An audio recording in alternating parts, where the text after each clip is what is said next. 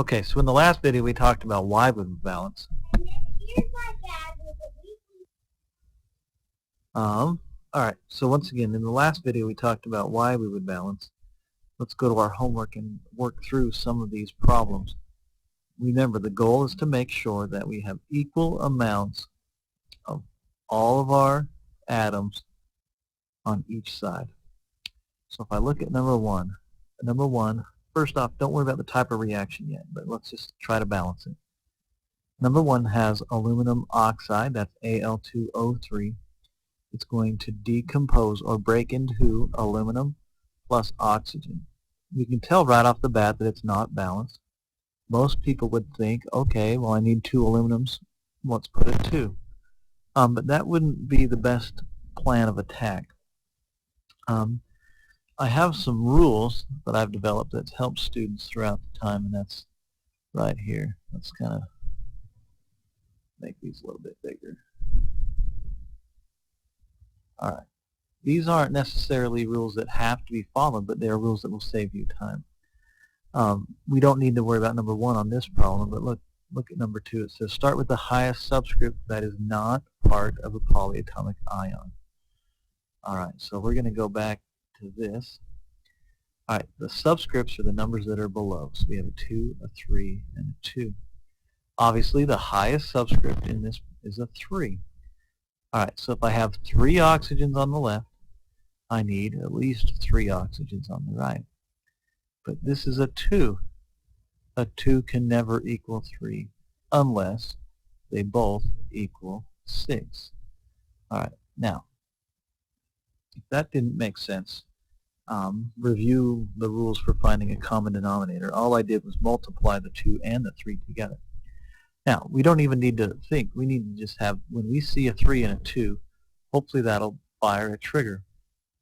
And that trigger, what I want you to do, it's called the 2-3 swaparoo, or the 3-2 swaparoo. Doesn't really matter.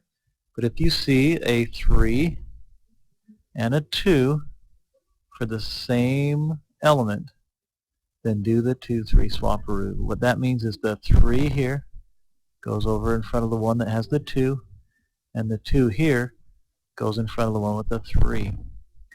Now that 2 says that there's 2 of everything here.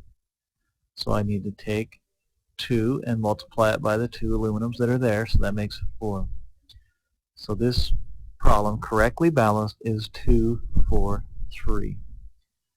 Alright, hopefully that made sense. Remember that 2-3 swaparoo. It will help you a ton throughout the rest of the lab book. Alright, the next problem.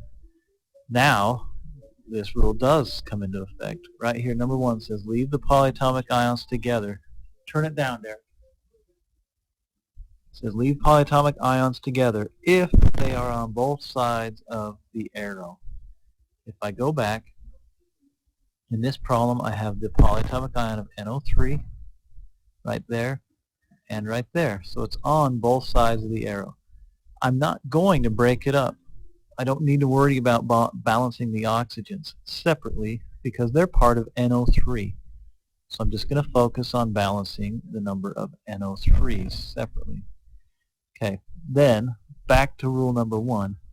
It says rule number two. It says start with the highest subscript that is not part of a polyatomic ion. So this 3 is, so is this 3. So what I have is a 2 and a 2. So let's just start with the H's. I have 2 H's on the right. I need 2 H's on the left. So I do that by doubling the amount of HNO3. That makes 2 H's, but it also had an effect on the NO3s. There's now 2 of those. That's alright because I had 2 of those. So I have balanced the NO3s. So the only element I have left is magnesium. I look here and I have a 1 and I have a 1, so it's balanced. So I have 1, 2, 1, 1. Alright. Before you start the next video, see if you can do number 3. Do not try to move on to number 4 yet.